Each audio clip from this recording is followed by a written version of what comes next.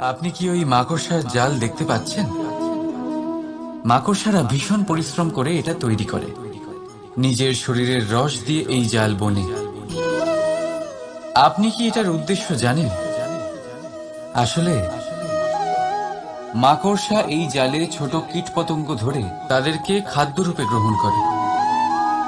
কিন্তু আপনি কি এই কথা জানেন যে একদিন মাকড়সা নিজেই নিজের জালে জড়িয়ে মৃত্যুবরণ করে থাকে? বলুন, কি করেন আপনি এই জাল দেখতে পেলে? দেখতে পেলেই মুছে ফেলেন এর অস্তিত্ব, তাই না? তেমনি অন্যদিকে পাখির বাসা। পাখিরাও ভীষণ পরিশ্রম করে এটা তৈরি করে। কিন্তু যদি পাখি একদিন এটা ছেড়ে চলে যায়, তাহলেও লোকে এটা নষ্ট করে দেয় না। কারণটা কি? এর কারণ হলো এর নির্মাণ জীবন সঞ্চারের জন্য করা হয়েছিল, নষ্ট করার জন্য নয়। তাই মনে রাখবেন, জীবনে আপনার পরিশ্রম যতই বেশি হোক না কেন, যদি আপনার লক্ষ্য শুভ না হয়, তাহলে আপনারও বিনাশ নিশ্চিত। তাই সৃজন করতেই থাকুন আর মুগ্ধ হয়ে বলুন, রাধা রাধা।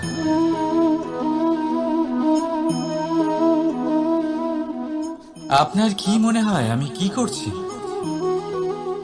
আপনি বলবেন আমি প্রদীপ জ্বালাচ্ছি। সঠিক। কিন্তু প্রশ্ন হচ্ছে যে আমি কি আপনাকে বলেছি যে একে প্রদীপ বলা হয়? না। এই প্রদীপ কি নিজেই নিজের পরিচয় আপনাকে দিয়েছে? না। তাহলে আপনি কি করে জানলেন যে একে প্রদীপ বলা হয়? উত্তর হচ্ছে প্রকাশ, যে স্বয়ং জ্বলে অন্ধকারের মধ্যে সংসারকে পথ দেখায়, সেটাই প্রদীপ। যা নিরাশার মাঝে আশার আলো প্রদর্শন করে, সেটাই প্রদীপ। অপর দিকে আছে সাপ, যাকে না দেখেও তার ফনার আওয়াজ শুনেই লোকে ভয় পেয়ে যায়। তার মানে ব্যক্তির পরিচয় তার কর্মের দ্বারা পাওয়া যায়। তাই আপনার এটা বলার প্রয়োজন নেই যে আপনার পরিচয় কি। এটা আপনার কর্মই নিশ্চিত করবে যে লোকে আপনাকে প্রদীপ ভেবে ভালোবাসবে, নাকি সাপ ভেবে ভীত হয়ে থাকবে। রাধা রাধা। সময় কত বিচিত্র হয়। সময় আমাদের পক্ষে থাকলে আমরা নিজেদের রাজা মনে করে নিই, আর সেই সময় যদি বিপক্ষে চলে যায়, তাহলে নিঃস্ব হতে সময় লাগে না। তাই মানুষের একটা অভ্যেস আছে, খারাপ সময়ের জন্য কিছু সঞ্চয় করা। আত্মীয়, বন্ধু খারাপ সময় পাশ থেকে সরে যায়। যশ, মান প্রতিকূল সময় চিরস্থায়ী হয় না। তাই মানুষ মনে করে অর্থ সঞ্চয় করাই শ্রেয়। অর্থের কোনো হৃদয় নেই যা সময়ের সাথে পরিবর্তিত হবে। সংসার বলে সর্বদা অর্থ সঞ্চয় করতে থাকুন। খারাপ সময় অবশ্যই কাজে লাগবে, কিন্তু আমি বলবো শুভ কর্ম করতে থাকুন, আনন্দে থাকুন, নিজের ওপর আর ঈশ্বরের ওপরে বিশ্বাস রাখুন। খারাপ সময় কখনো আসবেই না। রাধা রাধা। প্রকৃতি মানুষকে এক বিশেষ শক্তি দিয়েছে, অন্য জীবের থেকে বেশি শক্তি দিয়েছে। স্মরণ শক্তি। এই শক্তি মানুষকে অন্য জীবের থেকে ভিন্ন করে, ইতিহাস রচনা করার প্রেরণা দেয়, জ্ঞানকে বংশানুক্রমে এগিয়েও নিয়ে যায়। আর যারা ভুলে যান, অধিকাংশ সময় তারা উপহাস আর দয়ার পাত্র হয়ে যান। কিন্তু এটাই কি প্রকৃত রূপে সত্য? না। এই স্মরণ শক্তি মানুষের বিকাশের সব থেকে বড় বাধা হয়ে দাঁড়ায়। তার মনকে দূষিত করে দেয়। খারাপ অভিজ্ঞতা, কারোর করা বিশ্বাসঘাতকতা, কারোর কটাক্ষ বেশিরভাগ মানুষই ভুলতে পারেন না, আর তারপর প্রতিশোধ নিতে উদ্যত হন। প্রথমে সময় নষ্ট করেন প্রতিশোধের প্রস্তুতিতে, আর তারপর সময় নষ্ট করেন প্রতিশোধ নেওয়ার সুযোগ খুঁজতে।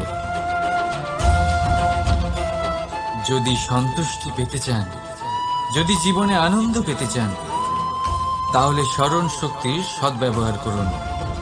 নিজের স্মরণ শক্তিকে চালনা করুন শুধুমাত্র ভালো কথা আর ভালো স্মৃতির দিকে। জীবনে আনন্দ পাবেন। রাধা রাধা। মানুষ নিজের পরিবারের জন্য কত কিছুই না করে, দিন রাত পরিশ্রম করতে থাকে যাতে তার পরিবারের প্রয়োজন পূরণের জন্য অর্থ রোজগার করতে পারে। কিন্তু শুধু অর্থ রোজগার করাটাই কি যথেষ্ট? আপনি বলবেন, হ্যাঁ নিশ্চয়ই, অর্থ দিয়ে সব কিছু পাওয়া যায়, বিদ্যা পাওয়া যায়, বাড়ি পাওয়া যায়, ওষুধ পাওয়া যায়, আর কত কিছুই না পাওয়া যায়।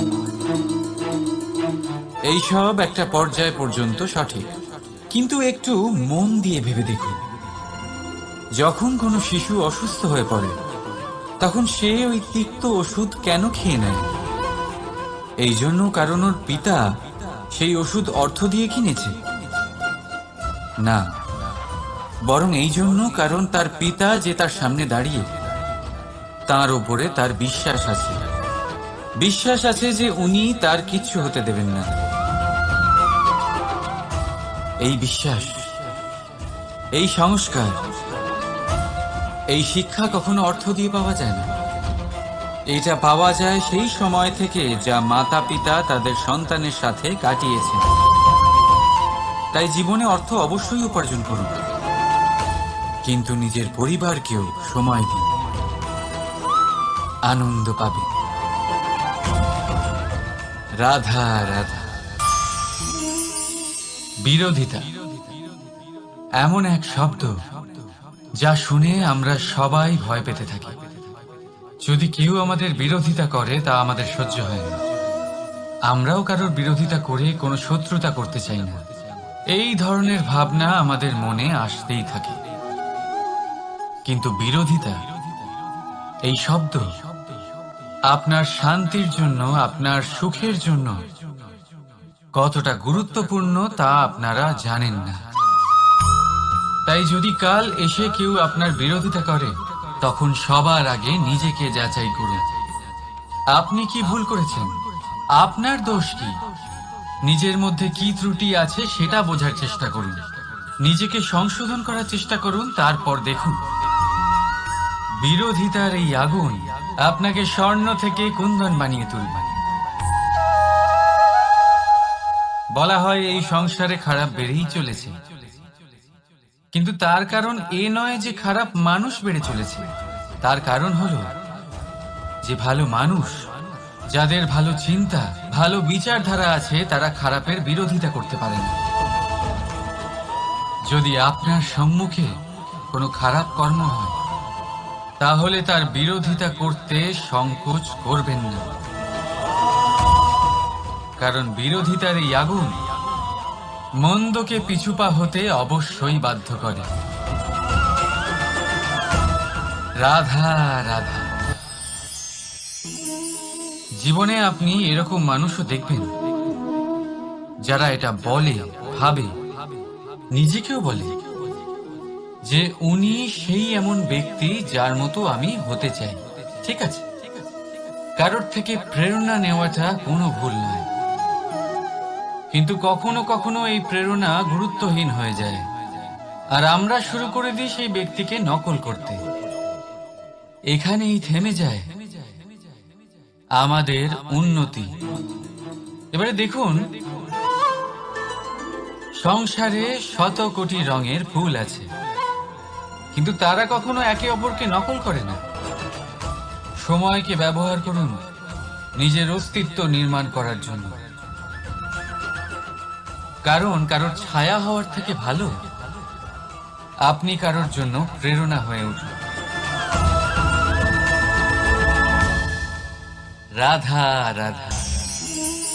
আমরা সকলে পাথুরে রাস্তা এড়িয়ে চলি, কারণ এই পথের পাথর আমাদের যাত্রা আরো কঠিন করে তোলে, আমাদের পা আহত করে দেয়। কিন্তু একটা গুরুত্বপূর্ণ কথা আমরা ভুলেই যাই, এই কঠিন পথই না শুধু আমাদেরকে নিজেদের দুর্বলতার সাথে পরিচয় করায়, বরং আমাদের শক্ত হওয়ার প্রেরণাও দিতে থাকে। সময়ের সাথে ঠিক এমনটাই হতে থাকে। সবাই ভালো সময়ের অপেক্ষা করতে থাকেন, ভালো সময়ের জন্য পরিশ্রম করেন, তার জন্যই চিন্তা করেন, কিন্তু ভুলে যান যে ভালো সময় বহুবার আমাদের বিবেক নষ্ট করে দেয়। সেখানেই খারাপ সময় আমাদের বুদ্ধিকে সঠিক পথে চালিত করে। রাধা রাধা। ঘোড়াকে যতই প্রশিক্ষণ প্রদান করুন, তার মুখে লাগাম তো পরাতেই হবে। একজন ভালো চালক সেই ঘোড়ার লাগাম মাঝে মাঝে টেনে ধরে, তাকে সঠিক পথে চালিত করতে, যাতে সেই ঘোড়া দিকভ্রান্ত না হয়। এবার একটু ভাবুন, ঠিক এরকমই হয় আমাদের মন। যদি এটা বিবেকের লাগাম দিয়ে মাঝে মাঝে আমরা টেনে না ধরি, তাহলে আমাদের এই মন দিকভ্রান্ত হতে পারে। আর যদি আপনি আপনার লক্ষ্যে পৌঁছতে চান, তখন মনের এই লাগাম মাঝে মাঝে আপনাকে অবশ্যই টেনে ধরতে হবে, কারণ বিবেকের এই পথ প্রদর্শনই আপনাকে ভালোভাবে আপনার লক্ষ্যে পৌঁছে দেবে।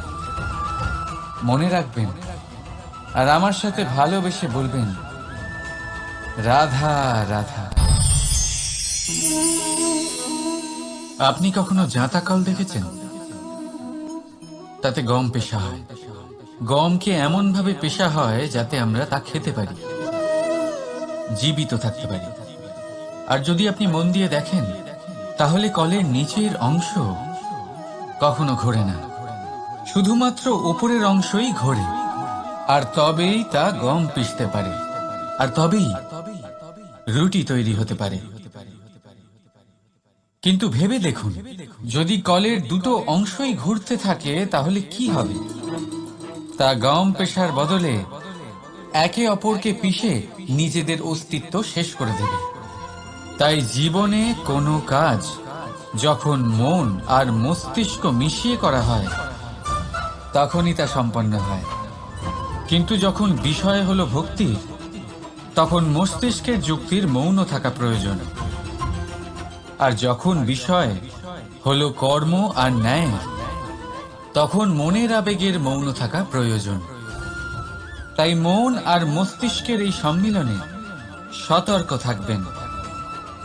একসাথে অবশ্যই চলবে, কিন্তু একে অপরের বাধা যেন না হয়ে দাঁড়ায়। রাধা রাধা। আমি একটা এমন শব্দ যার অনেকগুলি মানে হয়, যার আসল অর্থ হল অহং। যদি আপনি কথা বলেন সৃষ্টির নির্মাণ নিয়ে, তাহলে আমি ব্রহ্মদেব হয়ে সৃষ্টির নির্মাণ করবে। যদি আপনি কথা বলেন প্রলয়ের, তাহলে সেই আমি মহাদেব হয়ে বিনাশ করবে। এই আমি সঙ্গতিপূর্ণ, কিন্তু শুধু ততক্ষণ যতক্ষণ আপনি এটা সবার সাথে ভাগ করছেন। কিন্তু আমরা বহুবার এর মানে বুঝতে পারি না। এই অহংকে সীমিত করে দিই একটা ব্যক্তি অবধি, শুধু নিজে। আর তখনই জেগে ওঠে অহংকার, যাতে প্রাধান্য পায় শুধুমাত্র আমি, আমরা নয়। আর একজন ব্যক্তি একা না উৎপাদন করতে পারে আর না করতে পারে সৃজন। এবারে দেখুন, বৃষ্টির এক ফোঁটা, তারও অস্তিত্ব আছে, কিন্তু তা ধরিত্রীতে পড়লেই সমাপ্ত হয়ে যায়। কিন্তু যখন ফোঁটাগুলি একসাথে পড়ে তখন শুরু হয় বর্ষা, আর তখনই তৈরি হয় ধারা। রাধা রাধা। বলুন, কি দেখতে পাচ্ছেন আপনি? আমার হাতের এই সাদা বস্ত্র, নাকি এতে লেগে থাকা এই কালো দাগ? এবারে সত্যি কথা বলতে কি, আপনার নজর সবার আগে এই কালো দাগের উপরে গেছে। ঠিক আছে, এমনই তো হয়। ভীষণ কম মানুষ থাকেন যারা ভাবেন কোনো ব্যক্তি ভীষণ পরিশ্রম করে এই বস্ত্র ধুয়েছেন, এটা শুকিয়েছেন। বেশিরভাগ মানুষের নজর যায় এই দাগের উপরে, ভাবেন যে এটা কি করে লাগলো। কিছুটা এরকমই হয় আমাদের ব্যক্তিত্বের সাথে। আমাদের শুভ কর্মের উপরে আমাদের একটা খারাপ কর্ম ভারী মনে হয়। এবারে ভাবুন, যদি আমি চন্দ্রের কথা বলি, তাহলে তার শীতল আলো দেখার পূর্বে তার কলঙ্ক লক্ষ্য করে সেই চাঁদে লেগে থাকা কালো দাগ দেখে নেন। সেই জন্যই বিশেষ করে যারা শুধুমাত্র শুভ চিন্তা করেন আর উপকারী কর্ম যারা করেন, তাদের আমি বলবো সাবধানে থাকবেন। কারণ আপনার একটা খারাপ কর্ম চিরকালের জন্য উদাহরণ হয়ে দাঁড়াবে। রাধা রাধা। সাফল্য।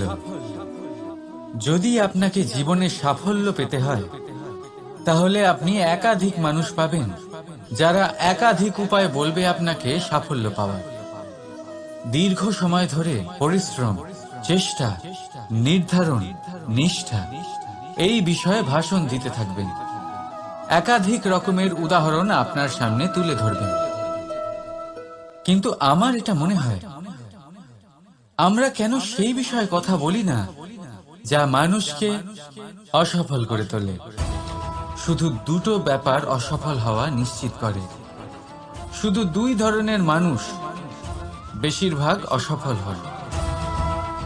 প্রথম তারা যারা ভাবে অনেক কিছু কিন্তু কিছুই করে না, আর দ্বিতীয় তারা যারা অনেক কিছু করতে থাকে কিন্তু ভাবনা চিন্তা না করে।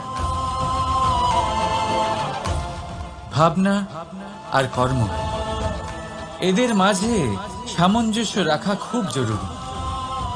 যদি এটা থাকে, তাহলে জীবনে কখনো অসফল হবেন না।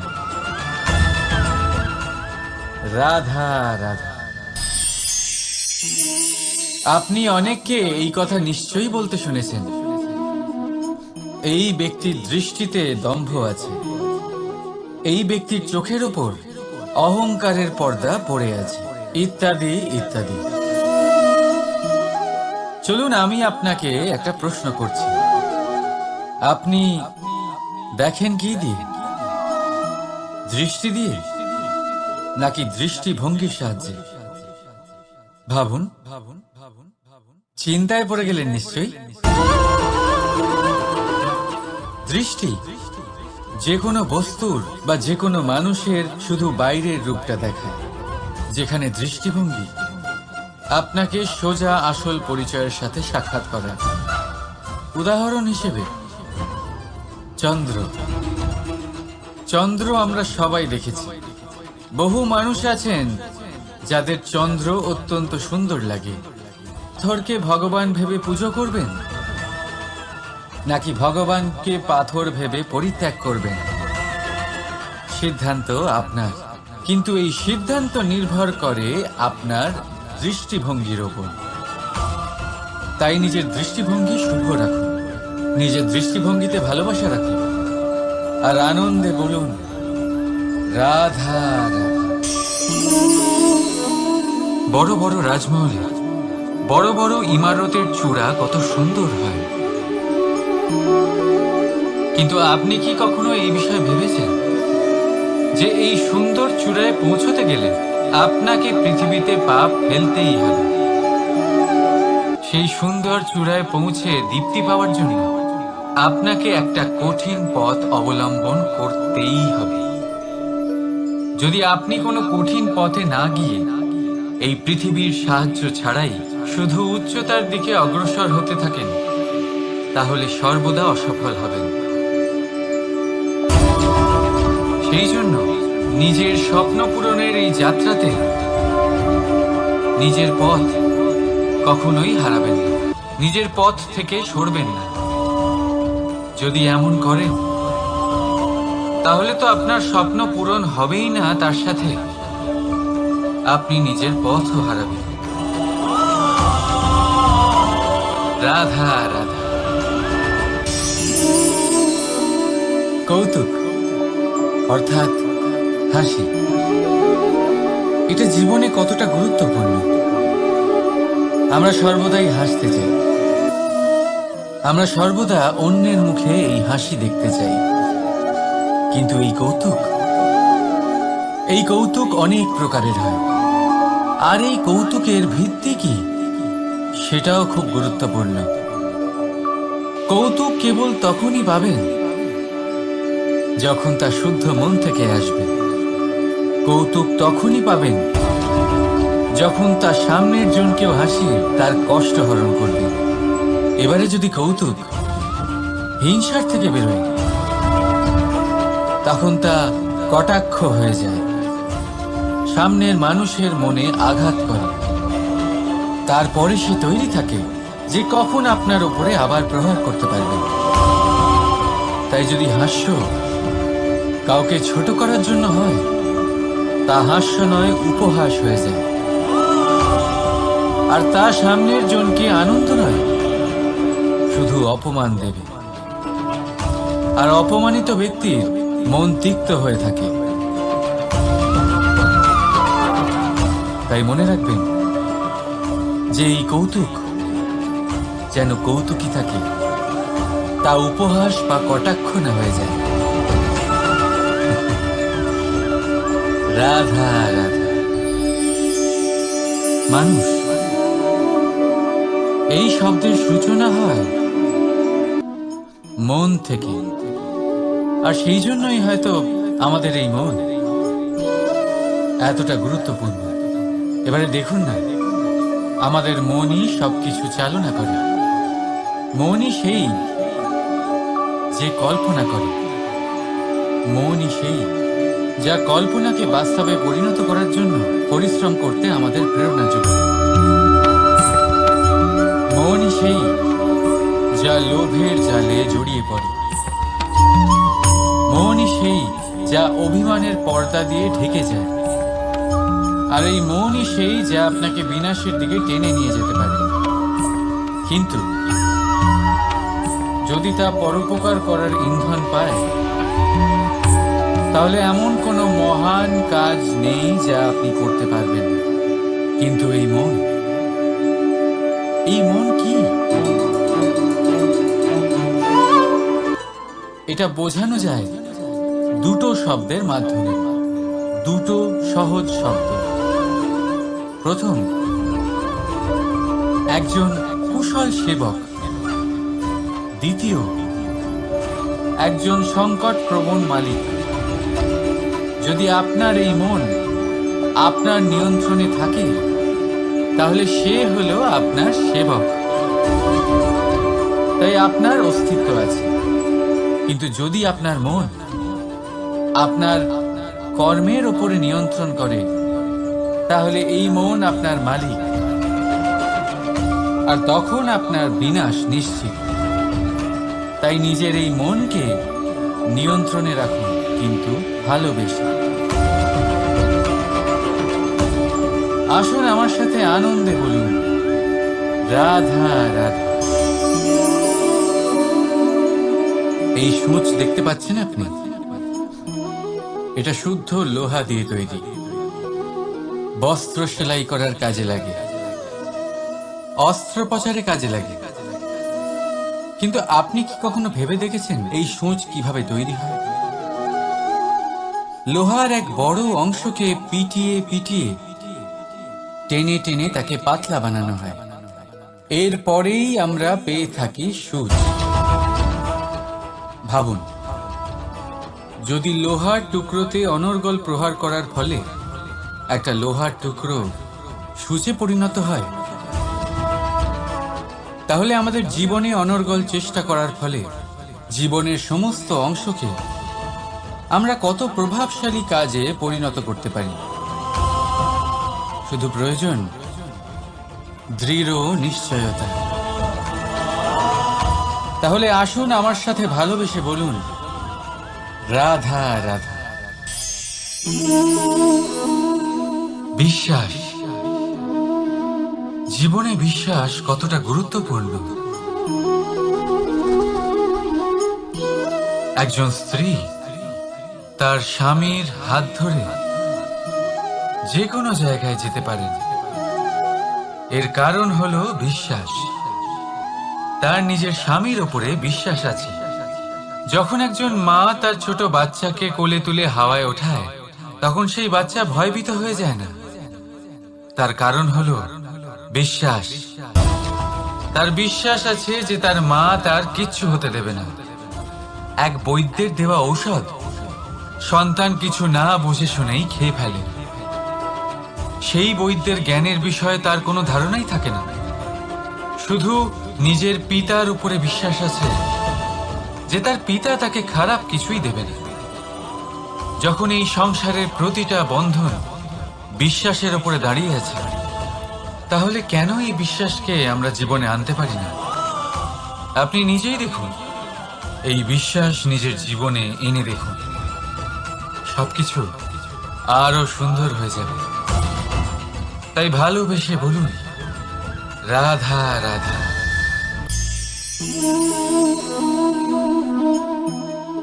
অহংকার, এই শব্দটা সবাই শুনেছেন। বহু মানুষকে আপনি এটা বলতে শুনেছেন যে ওই ব্যক্তির অহংকার আছে, ওই মানুষটির ক্ষমতার অহংকার আছে, ওই ব্যক্তির নিজের রূপ নিয়ে অহংকার আছে, ওই ব্যক্তির নিজের অর্থের অহংকার আছে, ইত্যাদি ইত্যাদি। কিন্তু এই অহংকার, এর অস্তিত্ব হয় কি করে? এবারে একবার এই হাতটা দেখুন। যদি এই হাতের 5 আঙ্গুল উঠে দাঁড়ায়, আশীর্বাদ। আর যদি এই হাতের 5টা আঙ্গুল একসাথে মুঠো হয়ে যায়, শক্তি। সংকটের বিরুদ্ধে ঢাল। কিন্তু এই একটা আঙ্গুল সংকটের কারণ হয়ে দাঁড়াতে পারে। এই একটা আঙ্গুল শত্রুকে আহ্বান জানায়।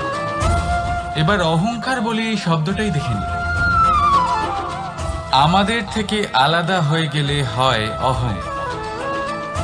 অহং অর্থাৎ ব্যক্তির মনে হয় যে সে আপনদের থেকে, নিজের বন্ধুদের এবং সঙ্গীদের থেকে, নিজের পরিবারের থেকে অনেক উপরে, অনেক শ্রেষ্ঠতর সে। কিন্তু মনে রাখবেন, এই অহংকার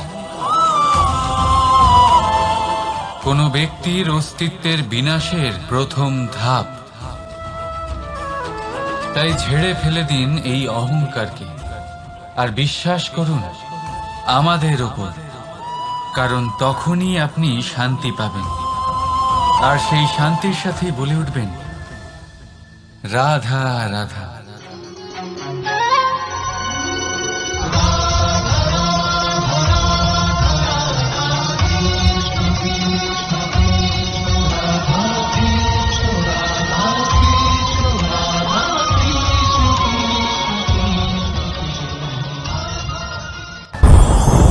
ওমা, এ কি? আমি কখন থেকে এখানে অপেক্ষা করছি, হাত পেতে দাঁড়িয়ে রয়েছি যাতে একটা ফল আমার হাতে এসে পড়ে এবং সেটা আমি খেতে পারি। কখন থেকে অপেক্ষা করছি, কিন্তু সেটা হচ্ছেই না। এবার আপনি বলবেন যে এসব কি বলছি, এ কি অদ্ভুত কথা বলছি। যদি ফল খেতে হয় তাহলে আমাকে বৃক্ষে চড়তে হবে, ফলের কাছে পৌঁছতে হবে, তবেই তো ফল পাবো। এবারে এটা অত্যন্ত সহজ ব্যাপার, কিন্তু এই বিষয়টা আপনি নিজের জীবনের প্রসঙ্গে ভেবে দেখুন। লক্ষ্য কোথায় আছে আপনি জানেন, সেই লক্ষ্যে পৌঁছানোর পথ কি সেটাও আপনি জানেন। সেই পথে চলার ক্ষমতাও আপনার রয়েছে, কিন্তু তাও আপনি নিজের লক্ষ্য লাভ করতে পারছেন না। কেন? কারণ আপনি অপেক্ষা করছেন যে লক্ষ্য আপনার সামনে চলে আসবে, কিন্তু তা হয় না। লক্ষ্য সে যাই হোক না কেন, ধন হোক, প্রেম হোক, কোনো সম্মান হোক বা মোক্ষ হোক, যদি আপনি তার দিকে অগ্রসর না হন তাহলে ফল প্রাপ্তি অসম্ভব ব্যাপার, তা কোনোদিনই হবে না। সেই জন্য আপনার চোখের সামনে আপনি যদি নিজের লক্ষ্যকে দেখতে পান তাহলে উঠুন এবং সেই দিকে অগ্রসর হতে শুরু করুন।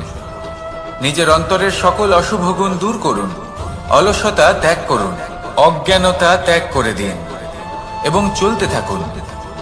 অবশ্যই মনোবাঞ্ছিত ফল লাভ করতে পারবেন। মনে রাখবেন, চলতে থাকলে তবেই লক্ষ্য প্রাপ্তি হবে। অপেক্ষার দ্বারা শুধুমাত্র মৃত্যু লাভ হবে। আসুন আমার সাথে ভালোবেসে বলুন, রাধা রাধা। পাখি কখন জন্ম নেয়, কখন উড়তে শেখে, কখন বাসা বানাতে শেখে, কখন নিজের মৃত্যু লাভ করে, এসব আমাদের মধ্যে কেউ জানি না। কিন্তু পাখি একটা কথা খুব ভালো করে জানে, যে এই সংসারে ও যা কিছুই করুক না কেন, এই সংসারে ওকে নিয়ে কিচ্ছু যায় আসে না। এবার আমরা কি করি? কোনো কাজ করার আগে আমরা এটা ভাবি যে এই সংসার যদি আমাকে দেখে ফেলে তাহলে কে জানে এই সংসার কি ভাববে, আমার প্রতিচ্ছবি কেমন তৈরি হবে কে জানে, কে জানে কি হবে আদি ইত্যাদি। এই সব ভাবনায় আমরা মগ্ন হয়ে যাই। কিছুটা এমন ভাবে মগ্ন হই যে বর্তমানের কর্মের এই জীবনের যাত্রাপথে সেই সময়ের আনন্দ উপভোগ করতে ভুলে যাই। এবার দেখুন একটা পাখি কি করে, ওর কর্ম হলো গান গেয়ে চলা। ওই পাখি গেয়ে চলে, কেউ ওর গান শুনুক বা না শুনুক, কেউ আদৌ শুনছে কিনা সেই বিষয়টা নিয়ে সেই পাখির কিছুই যায় আসে না। সেই পাখি নিজের কর্ম করতে থাকে। হয়তো সেই জন্যই আপনি কখনো কোনো পাখিকে কাঁদতে দেখবেন না। এরকমই আপনাকে নিজেকে গড়ে তুলতে হবে। প্রথমে নিজেকে জিজ্ঞেস করুন, এই যে কর্ম আমি করতে চলেছি সেটা কি উচিত? যদি আপনার মনে হয় সেটা উচিত তাহলে সেটা প্রমাণ করুন। এটা ভাববেন না যে এই সংসার কি ভাববে। আসুন আর আমার সাথে ভালোবেসে বলুন, রাধা। বনের মধ্যে যদি আপনি কোনো বিষাক্ত সাপ দেখেন তাহলে কি করবেন? আপনি তখনই তার থেকে দূরে পালাতে চেষ্টা করবেন। আর এটা কেন করবেন? নিজের রক্ষার্থে। এই কথা আমি নয় মেনে নিলাম, কিন্তু নিজের জীবনে এটা করেন না কেন? আপনি যেখানেই যান, যে স্থানেই যান না কেন, প্রত্যেক সময় প্রত্যেক মুহূর্তে এমন বিষাক্ত সাপ আপনি অবশ্যই খুঁজে পাবেন। আর সেই সাপ নয় যাদের আপনি বনে খুঁজে পাবেন, এরা হলো সেই সাপ যা আপনাকে পাপ করতে বাধ্য করবে।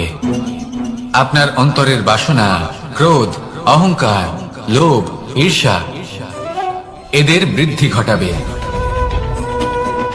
দেখুন, বনের এই সাপ আপনাকে একবার ছেড়ে দিতেও পারে, ছোবল নাও মারতে পারে, কিন্তু এই যে পাপরূপী সাপ আছে তা অবশ্যই ছোবল মারবে। কর্ম যদি করেন তাহলে অবশ্যই ফল পাবেন। সেই জন্য যখনই কোথাও যাবেন, যদি এমন কাউকে দেখেন, যদি এমন কিছু দেখেন যে আপনাকে পাপ করতে বাধ্য করছে, তাহলে সেই মুহূর্তে সেখান থেকে পালিয়ে যান। যেমন বনের সাপ দেখে আপনি পালাতে থাকেন। সৎকর্মের রক্ষা অত্যন্ত আবশ্যক। আসুন আর আমার সাথে ভালোবেসে বলুন, রাধা রাধা। যদি কোনো সিংহ বানরের মতো গাছে চড়তে চেষ্টা করে তাহলে কি হবে? একটা মাছ যদি মাটিতে হাঁটতে চেষ্টা করে তাহলে কি হবে? তারা বিফলই হবে। কিন্তু এরকম কেন হয়? তার কারণ হলো প্রকৃতির রচনা কিছুটা এরকম। এখানে প্রত্যেকটি ব্যক্তিকে, প্রত্যেকটি প্রাণীকে আলাদা আলাদা গুণের অধিকারী করা হয়েছে এবং সকলকে একটা সীমাও প্রদান করা হয়েছে। এবার এই যে বৃক্ষ, পশু, পাখি, এদের মধ্যে সেই ক্ষমতাই নেই যে এরা নিজেদের যাচাই করতে পারবে, নিজেদের সীমাগুলো বুঝতে পারবে, নিজেদের সদ্গুণগুলো চিনতে পারবে। এরা সেটা করতে পারবে না। কিন্তু মানুষ তো আলাদা। মানুষের কাছে সেই বিশেষ শক্তি আছে যে তারা পূর্ণরূপে নিজেদের যাচাই করতে পারবে, নিজেকে পূর্ণরূপে বুঝতে পারবে, নিজের দোষ, নিজের অপগুণ, নিজের সদ্গুণ, নিজেদের সীমাগুলো তারা বুঝতে পারবে। আর এটা অত্যন্ত গুরুত্বপূর্ণ। কথায় আছে যে যদি সাফল্য লাভ করতে হয় তাহলে নিজেকে যাচাই করে নিতে হবে। তাই নিজেকে যাচাই করুন, নিজের সাথে পরিচিত হয়ে যান এবং জীবনে কর্ম করতে থাকুন। সাফল্যের শিখরে অবশ্যই পৌঁছে যাবেন। আর ওখানে যদি যান তাহলে এই মন প্রসন্ন হয়ে অবশ্যই বলবে, রাধা রাধা। অন্ধকারাচ্ছন্ন রাত্রি যদি এসে থাকে, তাহলে আলোকিত প্রকাশ নিয়ে সূর্যও অবশ্যই আসে। রোগ যদি এসে থাকে, তাহলে তার ওষুধও অবশ্যই আসে। সমস্যা যদি আসে, তাহলে সেই সমস্যার সমাধানও নিজে থেকেই আমাদের কাছে চলেই আসে। এই সংসার, এই জীবনের শুধুমাত্র একটাই নিয়ম আছে, আর তা হলো এটাই, এই সংসার হলো একটা চক্রের মতো। এতে শাশ্বত বলে কিছু নেই, নিত্য বলে কিছু নেই, আর যা কিছুই রয়েছে সব বদলাতে চলেছে। যদি আপনার জীবনে দুঃখ থাকে, সমস্যা থাকে, যদি আপনি বিপদ দ্বারা আচ্ছন্ন, তাহলে মনে রাখবেন সবকিছু বদলে যেতে চলেছে। দুঃখের সময় কাঁদবেন না, মনকে আরো দুঃখী করে তুলবেন না, কারণ এখানে যা কিছুই এসেছে তা যাওয়ার জন্যই এসেছে। তাহলে এত চিন্তা কিসের? আনন্দ সহকারে জীবন যাপন করুন, আর আমার সাথে ভালোবেসে বলুন রাধা রাধা। রাত্রিবেলায় যখন আলোকিত জোনাকিদের দেখেন, তখন মন প্রসন্ন হয়ে ওঠে। এদের দেখতে খুবই সুন্দর লাগে। আর এমন ঠিক কেন হয়? প্রথম হলো এটাই যে রাতের বেলায় চতুর্দিক অন্ধকারাচ্ছন্ন থাকে। এমত অবস্থায় যদি আমরা কোথাও একটু প্রকাশ দেখি, তাহলে সেটাই আশার কিরণের ন্যায় মনে হয়। সেই প্রকাশই আমাদের মন প্রসন্ন করে তোলে। আর সেই জন্য যে সকল মানুষ রাতের বেলায় কোনো জোনাকি দেখতে পান, তারা প্রসন্ন হয়ে যান। এবার কখনো কখনো জীবনে আমাদের মনে হয় যে চতুর্দিকে শুধুমাত্র অন্ধকারই হয়ে আছে। প্রত্যেকেরই তা কখনো মনে হয়। আর তখনই আমাদের নিরাশ হলে চলবে না, আমাদের দুঃখী হলে চলবে না। সেই সময় আমাদের খুঁজতে হবে নিজেদের আশেপাশে, চতুর্দিকে, আর কোথাও না কোথাও আমরা প্রকাশ অবশ্যই দেখতে পাবো। আশার একটা কিরণ অবশ্যই দেখতে পাবো। কেউ এমন একটা কর্ম করেন যেটা দেখে আমরা প্রেরিত হয়ে যাই।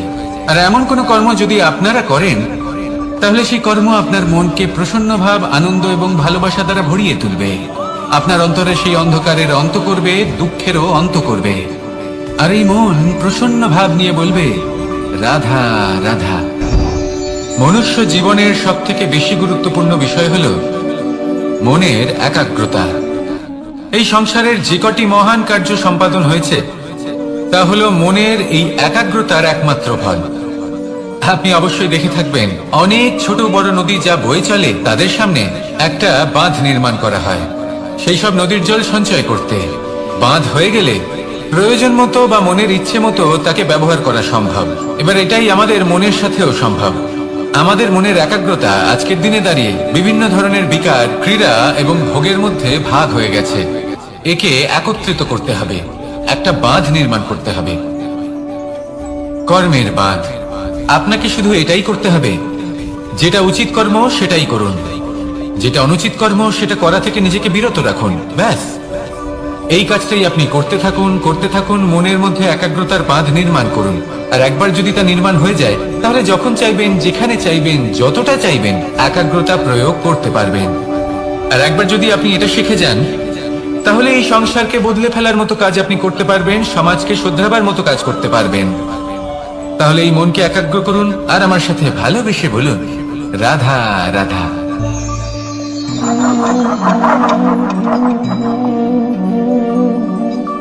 কোন ব্যক্তিকে নিশ্চয়ই দেখেছেন যিনি নিজে কাঠ কাটার এই কাজে নিপুণ এবং অভিজ্ঞ।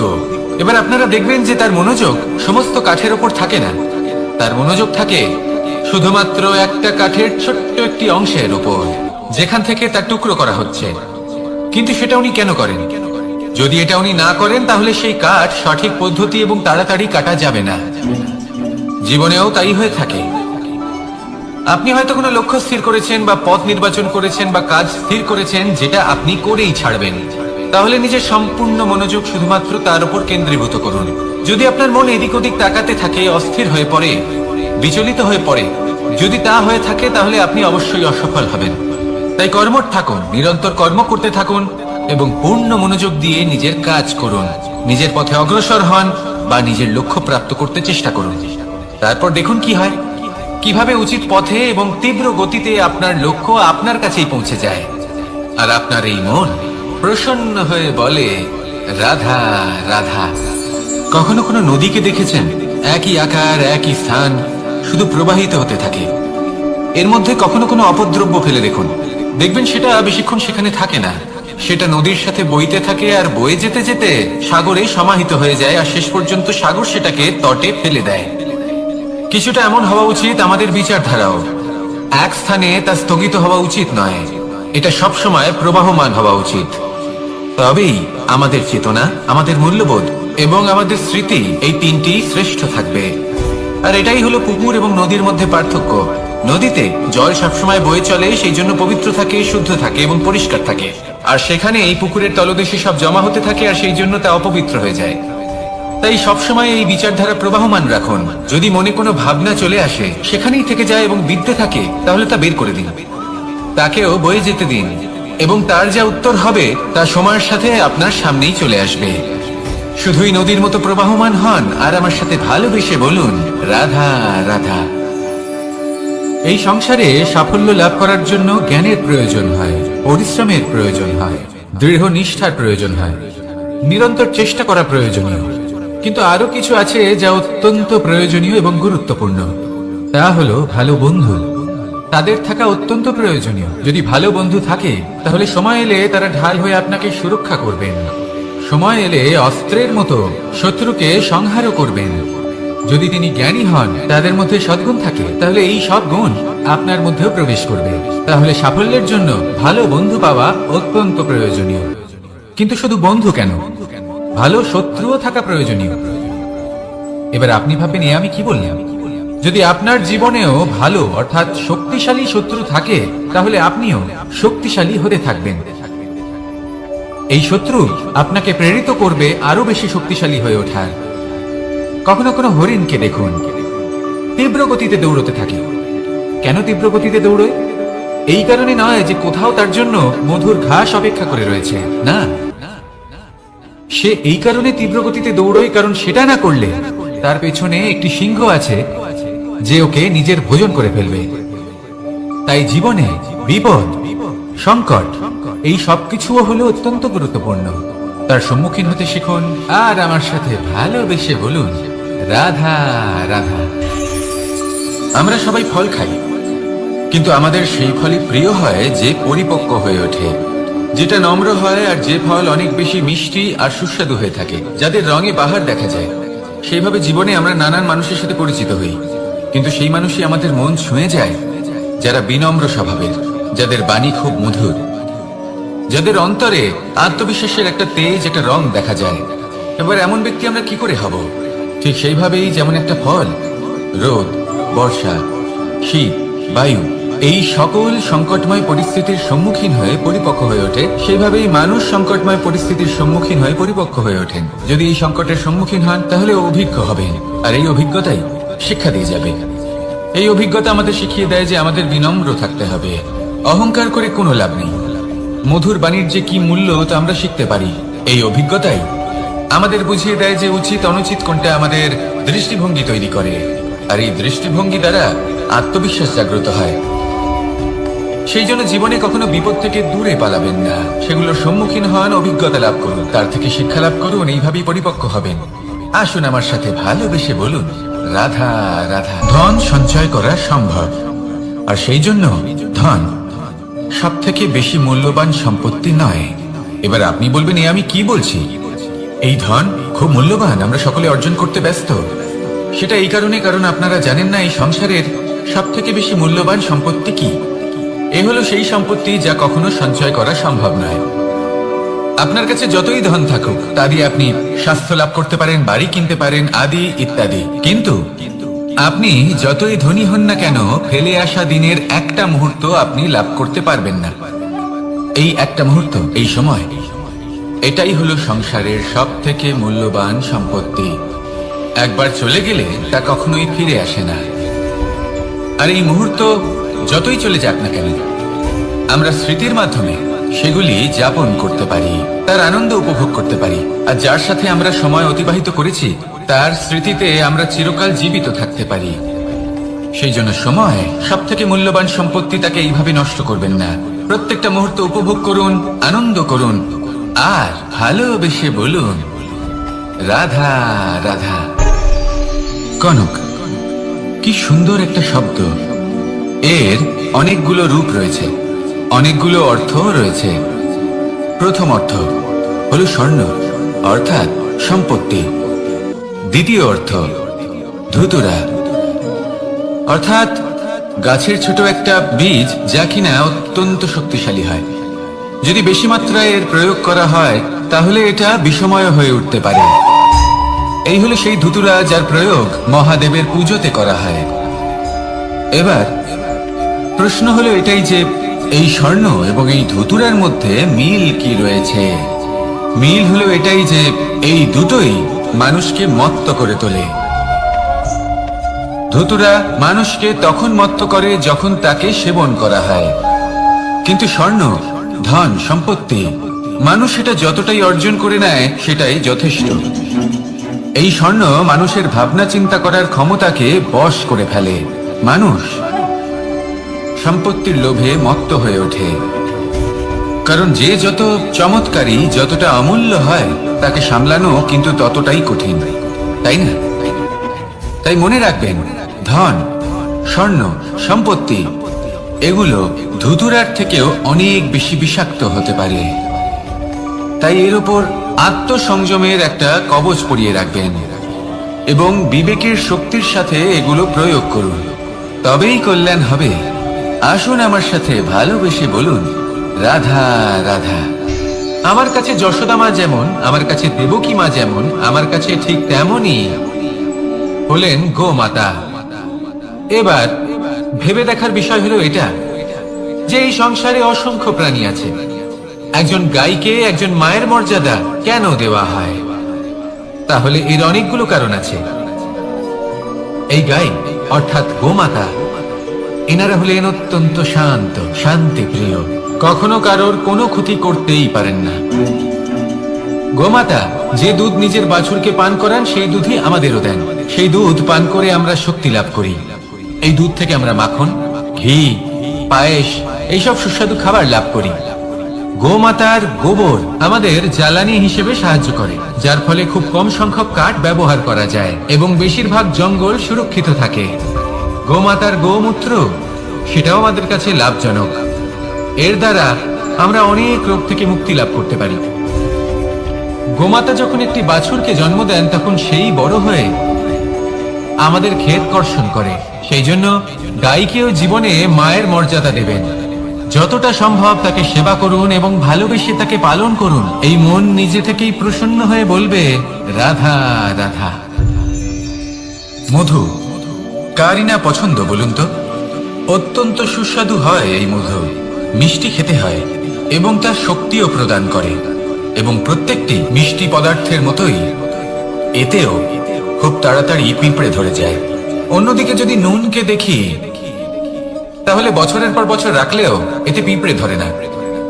এবার যদি কথা বলি বন্ধুত্বের, তাহলে বন্ধুত্ব নুনের মতো হওয়া উচিত, মধুর মতো নয়। যারা সামনে এলে শুধুমাত্র মধুর মধুর কথা বলবে, পরে এতে পিঁপড়ে ধরে যাবে, এটা নুনের মতো হওয়া উচিত। প্রকৃত বন্ধু হলো সে যে সময় এলে পরে আপনার সামনে আপনার প্রকৃত সত্য তুলে ধরবে, তা সে যতই কঠিন হোক না কেন। আপনার দোষ, আপনার অপগুণ, আপনার খামতি আপনাকে বলতে পারবে, যাতে আপনি সেগুলো শুনে মেনে নিয়ে তারপর নিজেকে শুধরোতে পারেন।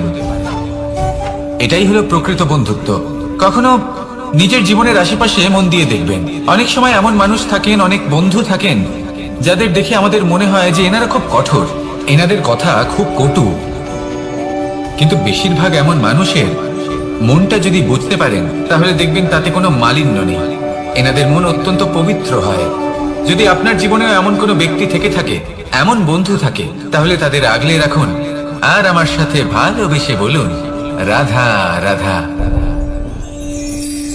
যতক্ষণ আমরা এই সংসারে জীবিত ততক্ষণ আমাদের সাথে সবকিছু থাকে, আমাদের ধন, সুখ স্বাচ্ছন্দ্য, আমাদের মিত্রগণ, আমাদের পরিবার, এই সমাজ, এই সবকিছু আমাদের সাথে থাকে।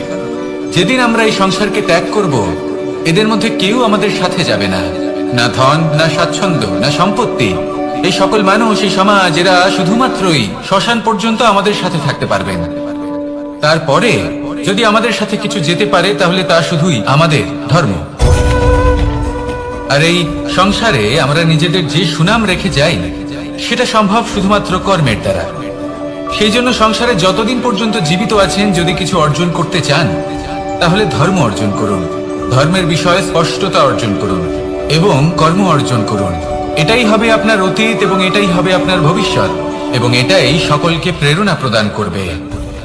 আসুন আমার সাথে ভালোবেসে বলুন, রাধা রাধা। এই পরিবার হলো আমাদের জীবনের একটা অমূল্য সম্পদ, অমূল্য এক আশ্রয়, যা এই সংসারে হয়তো কোথাও আপনি পাবেন না। তাই একে আগলে রাখুন। পরিবার সেই গাছ। আসুন আমার সাথে ভালোবেসে বলুন, রাধা। সেই গাছ। আসুন আমার সাথে ভালোবেসে বলুন, রাধা রাধা। অনেক সময় আমরা জীবনে অনেক মানুষকে এমন বলতে শুনে থাকি যে আমি অসফল হয়েছি কারণ আমার সময় ভালো যাচ্ছিল না।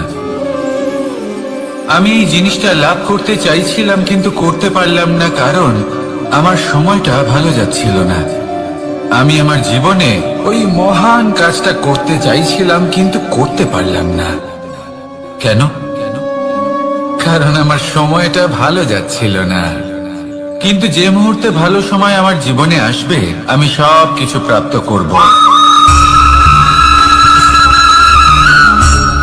এমন প্রায় প্রত্যেকেই বলেন। আসুন একটা কথা বোঝা যাক। একজন মালিকে দেখুন, সে প্রত্যেক দিন গাছের সেবা করে, তাকে জল দেয়, তার যত্ন আত্তি করে। কেন? প্রত্যেক দিন সেই গাছ ফল দেয় না। সঠিক সময় এলে তবেই সেই গাছ ফল দেয়, কিন্তু প্রত্যেক দিন মালি তার সেবা করে, তাকে যত্ন করে। শুধুমাত্র তখন করে না যখন সেই গাছ ফল দিতে সক্ষম। আর যদি মালি গাছের যত্ন প্রতিদিন না করে, তাহলে হয়তো সেই গাছ ফল দিতেই পারবে না। এটাই হলো আমাদের জন্য একটা শিক্ষা। যখন সময় আমাদের জন্য অপেক্ষা করে না, তখন আপনি সময়ের জন্য কেন অপেক্ষা করছেন? ভালো সময়ের জন্য অপেক্ষা করবেন না। ভালো এবং শুভ কর্ম দ্বারা ভালো সময়কে নিজের কাছে টেনে আনুন। নিরন্তর কর্ম করুন, পরিশ্রম করতে থাকুন। শুভ সময় আপনা থেকেই আপনার কাছে আসবে। আসুন আমার সাথে ভালোবেসে বলুন, রাধা রাধা। একে বালি বলুন, মাটি বলুন বা ধুলো বলুন, এ দিয়ে কত কিছু করা সম্ভব। এ দিয়ে আপনি নিজের বাসস্থান নির্মাণ করতে পারেন, প্রাচীর গড়ে তুলতে পারেন, অট্টালিকা নির্মাণ করতে পারেন। কিন্তু যদি এই বালিকে আপনি মুষ্টিবদ্ধ করে রাখতে চান, তাহলে তা হাত থেকে ফসকে যাবে। আপনি কখনোই একে মুষ্টিবদ্ধ করতে পারবেন না। এরকমই হয় আমাদের জীবন, আর এরকমই হয় সময়। এই মুষ্টিবদ্ধ করা বালির মতো। সময়কে আমরা বাধা দিতে পারবো না, আটকেও রাখতে পারবো না। এ হলো প্রবাহমান। জন্ম থেকে মৃত্যু পর্যন্ত এই যে সময়, তা খুবই সীমিত। আর এই সময় আমরা যেটাই করি তার দ্বারাই আমাদের মূল্য নির্ধারিত হয়। আর এই সংসার থেকে চলে যাওয়ার পরেও এই সংসার এই সব কর্মের জন্যই আমাদের মনে রাখে। তাই যদি আপনি এটা ভাবেন যে আজ যে কর্ম করার ছিল আমি না হয় কাল করে নেব, কাল আমার লক্ষ্যে পৌঁছানোর কথা ছিল আমি পরশু পৌঁছবো, না। এই সময় খুব মূল্যবান, একে নষ্ট করবেন না। এই সময়কে সদ্ব্যবহার করুন, মহান হবার পথে অগ্রসর হন। একে যদি মুষ্টিবদ্ধ করে রাখার চেষ্টা করেন, এই সময় থেমে থাকবে না। আসুন আমার সাথে ভালোবেসে বলুন, রাধা রাধা। আমাদের মনে যখন কোনো প্রশ্ন ওঠে, কোনো দ্বন্দ্ব জাগে, তখন আমরা যাই আমাদের গুরুর কাছে, আমাদের আরাধ্যের কাছে গিয়ে জিজ্ঞেস করি। এইভাবেই একদিন আমি পৌঁছলাম আমার আরাধ্যের কাছে, আমার মহাদেবের কাছে, আর ওনাকে প্রশ্ন করলাম যে মহাদেব, জীবনে আনন্দ পাওয়ার, উৎসব পালনের, প্রেম ভাগ করে নেবার, জীবনকে উপভোগ করে নেওয়ার সর্বশ্রেষ্ঠ সময় কোনটা?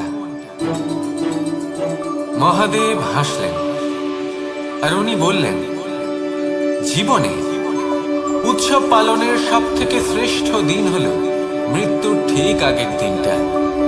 প্রেম ভাগ করে নেওয়ার সব থেকে শ্রেষ্ঠ মুহূর্ত হলো মৃত্যুর ঠিক আগের মুহূর্ত। জীবনকে উপভোগ করে নেওয়ার সর্বশ্রেষ্ঠ প্রহর হলো মৃত্যুর এক প্রহর পূর্বে। তখন আমি চমকে গেলাম। আমি বললাম, কিন্তু মহাদেব, মৃত্যু তো অনিশ্চিত, আমরা জানিও না কবে আমাদের মৃত্যু হবে। মহাদেব আবার হাসলেন। উনি বললেন যে যদি আমরা এভাবে জীবন কাটাই যে আমরা জীবনের প্রত্যেক দিন, প্রত্যেক মুহূর্ত, প্রত্যেক প্রহর শেষ বলে মনে করি, তাহলে আমাদের সমস্ত জীবন আনন্দের সাথেই অতিবাহিত হবে। কি বলেন?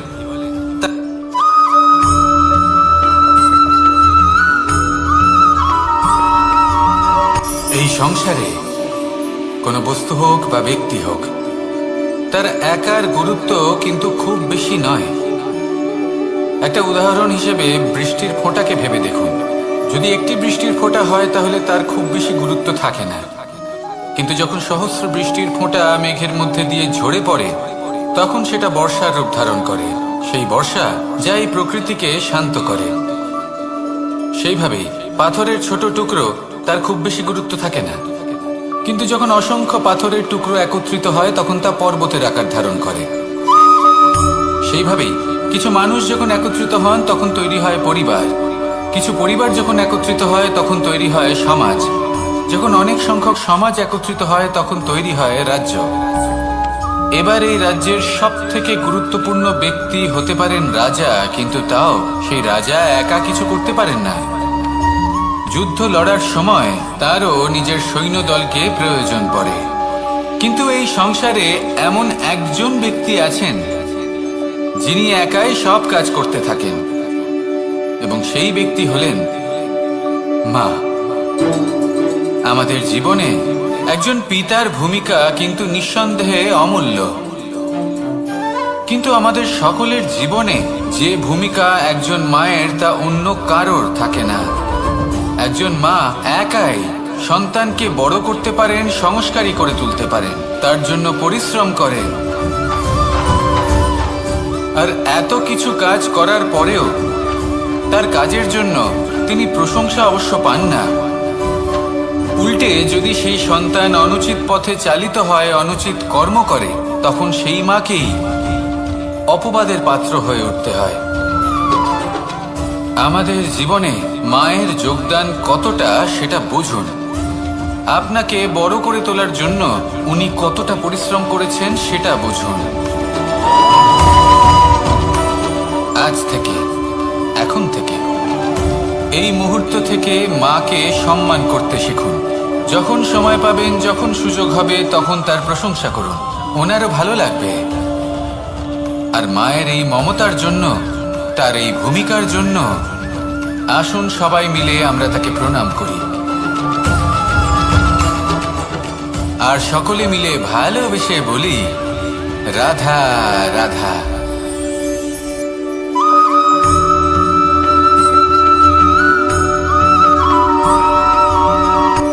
এই সংসারে সাফল্য লাভ করার জন্য জ্ঞানের প্রয়োজন হয়, পরিশ্রমের প্রয়োজন হয়, দৃঢ় নিষ্ঠার প্রয়োজন হয়, নিরন্তর চেষ্টা করা প্রয়োজনীয়। কিন্তু আরো কিছু আছে যা অত্যন্ত প্রয়োজনীয় এবং গুরুত্বপূর্ণ। তা হলো ভালো বন্ধু। তাদের থাকা অত্যন্ত প্রয়োজনীয়। যদি ভালো বন্ধু থাকে তাহলে সময় এলে তারা ঢাল হয়ে আপনাকে সুরক্ষা করবেন। সময় এলে অস্ত্রের মতো শত্রুকে সংহারও করবেন। যদি তিনি জ্ঞানী হন, তাদের মধ্যে সদ্গুণ থাকে, তাহলে এই সব গুণ আপনার মধ্যেও প্রবেশ করবে। তাহলে সাফল্যের জন্য ভালো বন্ধু পাওয়া অত্যন্ত প্রয়োজনীয়। কিন্তু শুধু বন্ধু কেন, ভালো শত্রুও থাকা প্রয়োজনীয়। এবার আপনি ভাববেন, আমি কি বললাম? যদি আপনার জীবনেও ভালো অর্থাৎ শক্তিশালী শত্রু থাকে, তাহলে আপনিও শক্তিশালী হতে থাকবেন। এই শত্রু আপনাকে প্রেরিত করবে আরো বেশি শক্তিশালী হয়ে ওঠার। কখনো কোনো হরিণকে দেখুন, তীব্র গতিতে দৌড়তে থাকে। কেন তীব্র গতিতে দৌড়য়? এই কারণে নয় যে কোথাও তার জন্য মধুর ঘাস অপেক্ষা করে রয়েছে, না। সে এই কারণে তীব্র গতিতে দৌড়য় কারণ সেটা না করলে তার পেছনে একটি সিংহ আছে যে ওকে নিজের ভোজন করে ফেলবে। তাই জীবনে বিপদ, সংকট এই সবকিছুও হলো অত্যন্ত গুরুত্বপূর্ণ।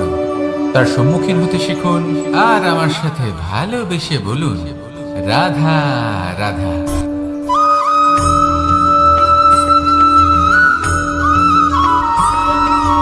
কথায় আছে, প্রত্যেক পুত্র তার পিতার প্রতিচ্ছবি হয়, আর সমস্ত প্রতিচ্ছবি চায় যেন সে তার অস্তিত্ব প্রাপ্ত করতে পারে। পুত্র চায় সে যেন তার পিতার মতো হয়, বা কখনো কখনো তার থেকেও শ্রেষ্ঠ হয়। সেটা কোনো অনুচিত ব্যাপার নয়। অনুচিত তখন হয় যখন পুত্র নিজের পিতার মতো হবার স্বপ্ন পূরণ করতে গিয়ে বা তার থেকেও শ্রেষ্ঠ হওয়ার স্বপ্ন পূরণে অনুচিত পথের আশ্রয় নেয়। কারণ তারপরে সে তার পিতার গুণগুলি আত্মসাৎ করতে চায় না। সে শুধুই এটা চায় যে সংসারের চোখে যেন আমি শ্রেষ্ঠ প্রমাণিত হই। এটা অনুচিত। সংসারে এমন অনেক মানুষ আছেন যারা এই কারণে শ্রেষ্ঠ হওয়ার চেষ্টা করেন যাতে তার পরিবারের তার পিতার সম্মান বৃদ্ধি পায়। এমনও মানুষ থাকেন, আর এটাই হলো পার্থক্য উদ্দেশ্যের। মনে রাখবেন, যদি আপনার উদ্দেশ্য শুভ হয় তাহলে পথও শুভ হবে, যদি আপনার উদ্দেশ্য অশুভ হয় তাহলে পথও অশুভ হবে। তাহলে নিজের পিতার মতো হবার চেষ্টা অবশ্যই করুন, তার থেকেও শ্রেষ্ঠ হওয়ার চেষ্টা অবশ্যই করুন, কিন্তু মনে রাখবেন আপনার সংকল্প আর আপনার উদ্দেশ্য এই দুই শুভ হওয়া উচিত। তাহলে আসুন আর আমার সাথে ভালোবেসে বলুন, রাধা রাধা।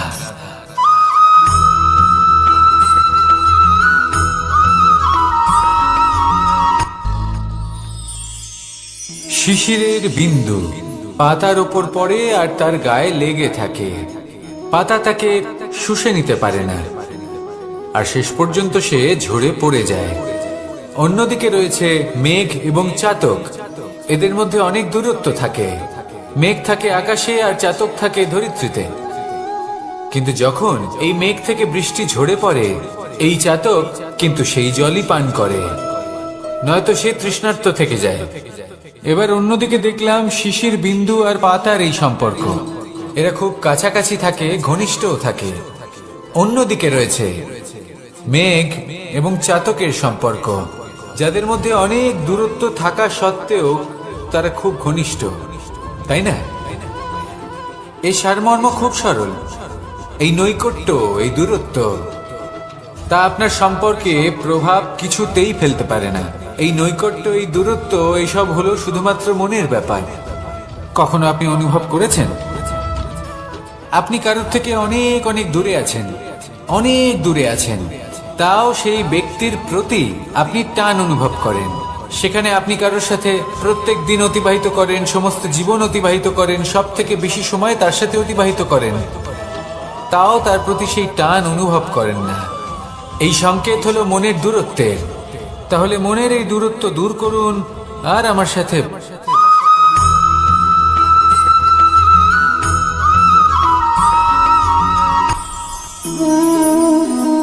শক্তি এক অত্যন্ত বিচিত্র বস্তু, বা বলতে পারেন অনুভূতি। পিতা সবসময় চান যেন তিনি তার শক্তি পুত্রকে। আসুন আপনাকে সহজে বোঝাই। যদি আপনি সুপাত্র হন আর আপনাকে শক্তি দেওয়া হয়, তাহলে আপনি সেই শক্তির গুরুত্ব বুঝবেন, কোথায় সেই শক্তি প্রয়োগ করা উচিত সেটা বুঝবেন। আর এটা যেহেতু অর্জন করা শক্তি হবে, সেই শক্তির অপব্যবহার হবে না। কিন্তু যদি এই আপনি কুপাত্র হন আর যদি আপনাকে এই শক্তি দেওয়া হয়, তাহলে কি হবে? দেখতে গেলে এই শক্তি আপনি দান হিসেবে পেয়েছেন, তাই না আপনি এই শক্তির গুরুত্ব বুঝবেন আর না এর প্রয়োগ আপনি জানবেন।